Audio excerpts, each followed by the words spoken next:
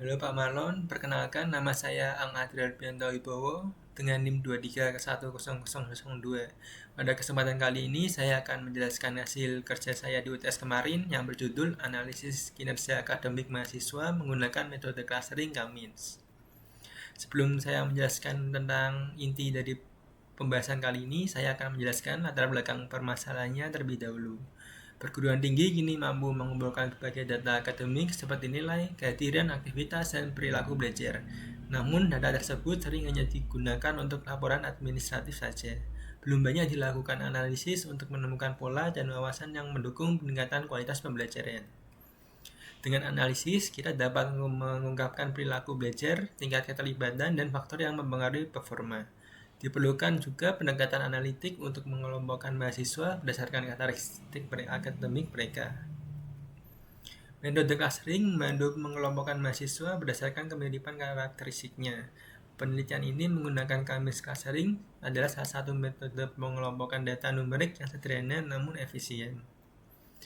Mengelompokkan mahasiswa berdasarkan indikator seperti IPK, kehadiran, nilai tugas, dan ujian, jam belajar, dan faktor pendukung lainnya. Memberikan gambaran kelompok seperti performa tinggi, sedang, dan rendah. Mendukung pengambilan keputusan seperti beasiswa, pembinaan, dan strategi pembelajaran. Menggunakan teknik data mining dengan Cummins clustering. Ini adalah pendekatan penelitian saya. Lalu tujuannya untuk mengidentifikasi pola tersembunyi kinerja akademik mahasiswa. Hasilnya akan digunakan untuk menentukan kelompok performa yang ada 3, yaitu tinggi, sedang, dan rendah.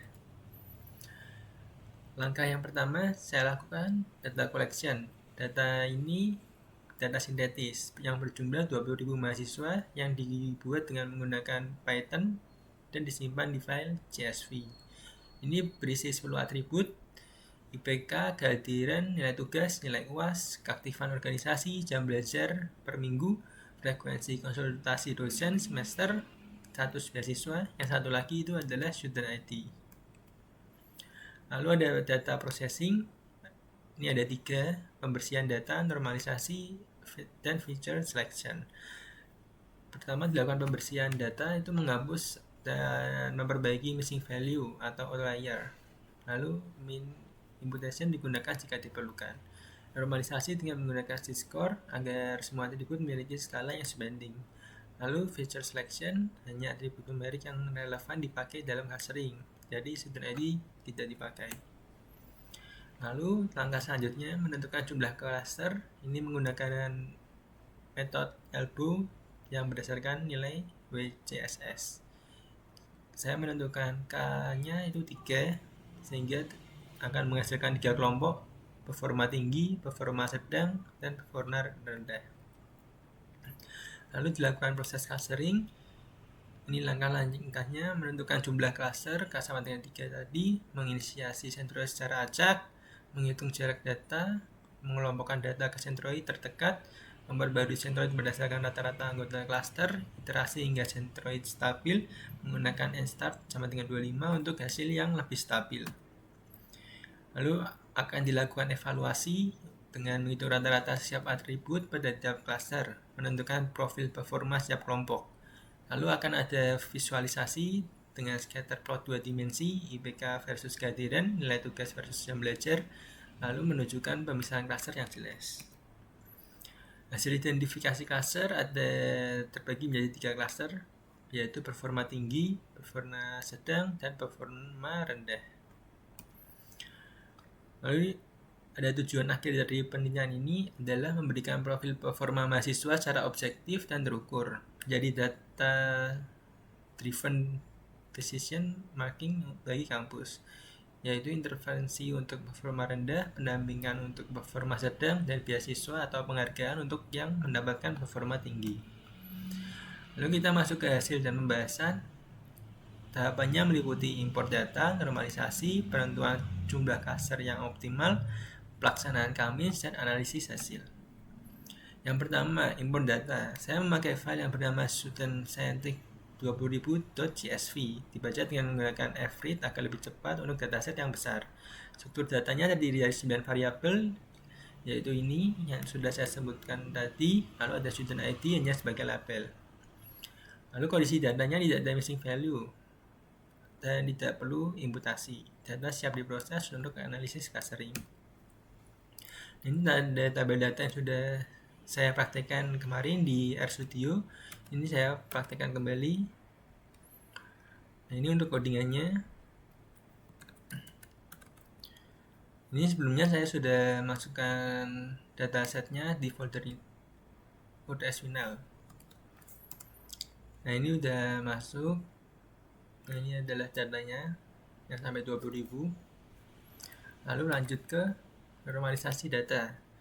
Tujuannya untuk setiap atribut memiliki skala yang berbeda. Misalkan IPK 0 sampai 4, nilai ujian 0 sampai 100, jam belajar dalam satuan jam, agar tidak ada variabel yang mendominasi pada proses clustering. Lalu menyesuaikan juga seluruh variabel ke skala yang sama. Lalu codingannya data nom yang ini kita jalankan di RStudio. Nah, menghasilkan tabel data yang seperti ini. Skalanya sama semua. Fungsi scale untuk mengonversi setiap kolom menjadi min sama dengan 0 dan standard deviation sama dengan 1. Teknik ini penting karena Kamis menggunakan jarak Euclidean. Jarak Euclidean sensitif terhadap perbedaan skala. Hasilnya semua atribut berada pada skala yang setara sehingga clustering menjadi lebih akurat. Nah, ini adalah tabel data yang setelah dinormalisasi. Selanjutnya kita menentukan K atau jumlah clusternya yang optimal dengan metode ELBO. Nah, ini akan memunculkan grafik turun. Nah, kita akan mengambil angka yang mulai landai, yaitu ada di 3. Kita praktekkan di RStudio.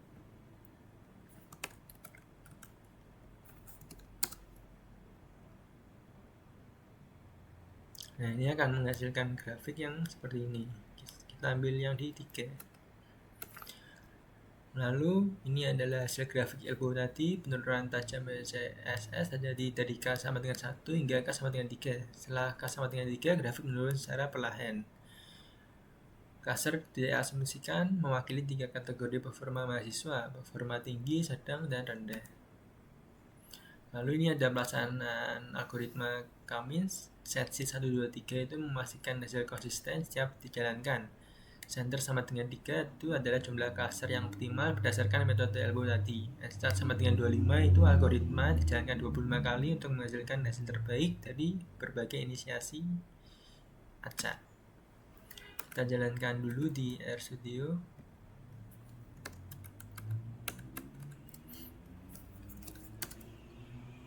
Yang akan menghasilkan Cummins result dan model.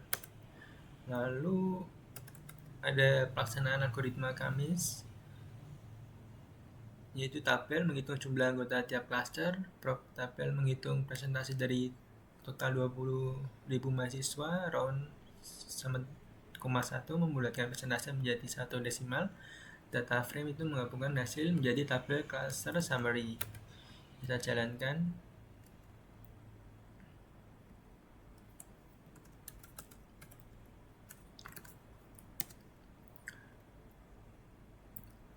Nah, ini akan menghasilkan tabel cluster, jumlah mahasiswa, dan presentasinya. Nah, ini gambar visualisasi dari jumlah mahasiswa per clusternya.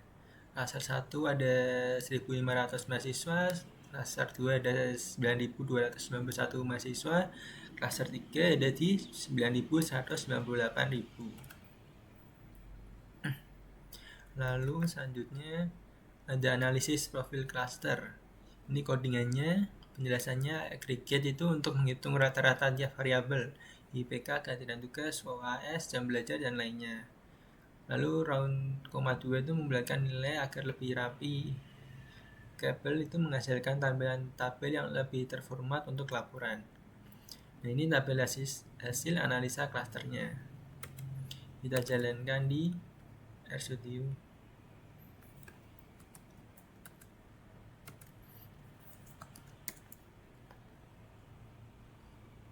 Nah, ini akan menghasilkan tabel cluster means.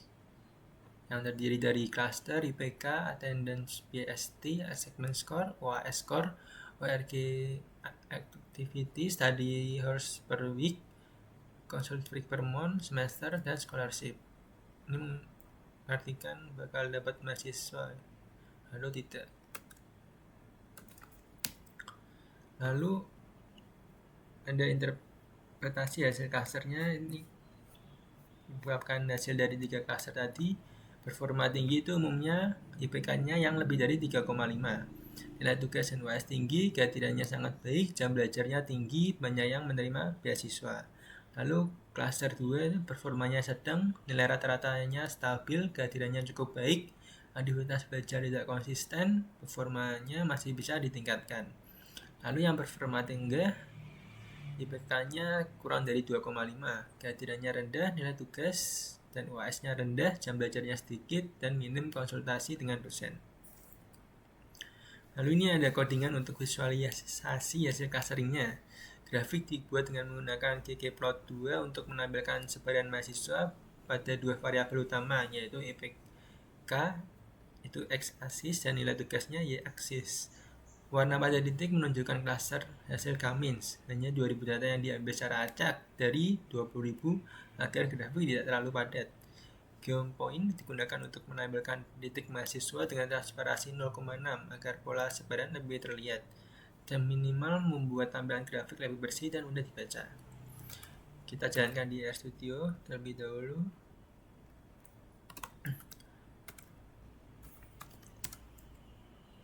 Nah, ini hasil dari visualisasinya. Cluster 1 itu yang merah, cluster 2 itu yang hijau, dan cluster biru yang nomor 3. Nah, ini hasil dari visualisasinya tadi. Nah, ini ada penjelasannya. Performa tinggi cluster 1, titik cenderung berada di IPK yang tinggi dan nilai tugas yang tinggi. Sedangkan cluster 2 itu tersebar di area tengah grafik yang ini. Lalu cluster 3 itu performa rendah, terletak pada area IPK yang rendah dan nilai tugas yang rendah, menggambarkan mahasiswa yang perlu pendampingan akademik. Lalu ada pembahasan ringkasnya. Algoritma Cummins clustering berhasil mengelompokkan mahasiswa dalam 3 cluster utama berdasarkan IPK, nilai tugas, nilai UAS, kehadiran, dan indikator akademik lainnya. Setiap cluster menunjukkan perbedaan karakteristik yang jelas. Cluster performa tinggi itu mahasiswa dengan nilai yang kedisiplinan yang sangat baik. Cluster performa sedang itu mahasiswa dengan performa yang stabil namun masih bisa ditingkatkan. Cluster performa yang rendah itu mahasiswa yang membutuhkan bimbingan lebih intensif. Hasilnya, pengelompokan ini membantu mahasiswa pola belajar mahasiswa secara lebih terstruktur. Pola perbedaan antar cluster menunjukkan aktivitas metode Cummins dalam memetakan performa akademik. Lalu ini ada implikasi. Yang performa tinggi dapat dijadikan prioritas untuk mendapatkan beasiswa, penghargaan, atau program akselerasi, sedangkan yang mendapatkan performa sedang cocok untuk program peningkatan akademik, bimbingan belajar, dan pembantuan perkembangan, sedangkan yang rendah memerlukan intervensi khusus seperti remedial, mentoring, dan pendampingan intensif. Lalu manfaatnya itu mendukung data-driven decision making dalam penetapan kebijakan akademik, evaluasi program pembelajaran, dan perencanaan bimbingan dan pembinaan mahasiswa. Kampus dapat menyalurkan sumber daya secara lebih tepat, sasaran, efisien, dan terstruktur. Kesimpulannya, analisis terhadap 20.000 mahasiswa menggunakan Cummins clustering menghasilkan membentuk 3 cluster akademik, tinggi, sedang, rendah. Lalu tahapan analisisnya yaitu normalisasi data, penentuan jumlah cluster dengan metode ELBO, lalu proses clustering. Kita tentukan hubungan positif antara IPK, kehadiran, nilai tugas, dan mahasiswa dengan IPK tinggi cenderung memiliki kehadiran dan nilai tugas yang tinggi. Lalu ini ada karakteristik clusternya. Yang tinggi aktif belajar, sering konsultasi, nilai yang sangat baik, sedangkan rendah performa stabil, masih memiliki ruang peningkatan. Cluster rendah itu nilainya rendah, kehadirannya kurang, dan membutuhkan pembinaan yang intensif. Lalu ini ada referensi yang saya pakai. Nanti di sini akan saya sertakan video presentasi dari YouTube. Nah, terima kasih atas sudah mendengarkan presentasi dari saya. Jika ada yang salah-salah kata, mohon maaf. Terima kasih.